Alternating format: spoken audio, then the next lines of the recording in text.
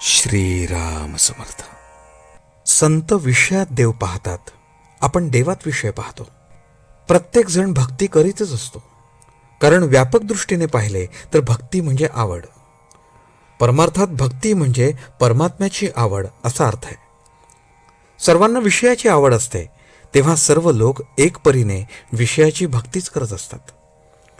विषयाची आवड ही देहबुद्धीला धरून देहबुद्धी वाढवणारी आणि स्वार्थी असते. ही कमी झाल्याशिवाय परमात्म्याची आवड म्हणजे भक्ती उपजणे शक्य नाही. याकरता भक्ती मार्गातली पहिली पायरी म्हटली म्हणजे मोबदल्या रहित निष्काम निस्वार्थी परमात्मा स्मरण करणे, आणि शेवटची पायरी म्हणजे आपण स्वतःला विसरणे, देहबुद्धी विगलित होणे ही होय. देहरक्षण परमात्मा प्राप्ती करता करावे. केवळ विषय सेवना करताच जगणे असेल तर त्यापेक्षा मेलेले काय वाईट. जयंत्यादी उत्सव आपण करतो ते भगवंताच्या ठिकाणी प्रेम उत्पन्न व्हावे म्हणून.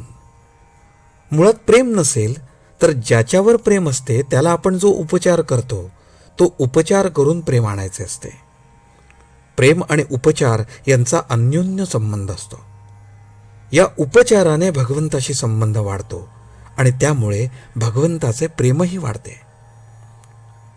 आई आपल्या लहान मुलाला दागिने वगैरे घालते, त्याचे त्या लहान मुलाला काही सुख नसते, उलट थोडे दुःखच वाटते, पण त्यामुळे त्या आईला बरे वाटते म्हणून ती तसे करते. भगवंताला आपण दागिने वगैरे घातले तर ते स्वतः करताच होय. वास्तविक भगवंताला काय कमी आहे. संत विषयात देव पाहतात, पण आम्ही मात्र देवात सुद्धा विषय पाहतो. रामाची मूर्ती काय उत्तम घडवली आहे, देऊळ किती सुंदर बांधले आहे वगैरे आम्ही म्हणतो. आमची वृत्ती विषयाकार बनली म्हणून आम्हाला जिकडे तिकडे विषयच दिसतो. संतांची वृत्ती राममयच असते, त्यांना सर्वत्र रामच दिसतो. 13 कोटी जप केला म्हणजे रामदर्शन होते असे म्हणतात. त्याचा अर्थ 13 कोटी जप व्हायला रोज 10-12 तास या प्रमाणात जवळजवळ 12 वर्षे लागतात. इतका सतत ध्यास लागला म्हणजे ते रूपच तो होतो. नाम कधीच वाया जात नाही.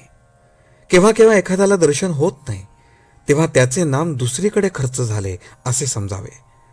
मग ते विषयप्राप्ती करता असेल किंवा त्याचे पूर्वपाप घटत असेल. विषयाकरता नाम खर्च करू नये, नामाकरता नाम घ्यावे. आजचे बोधवचन.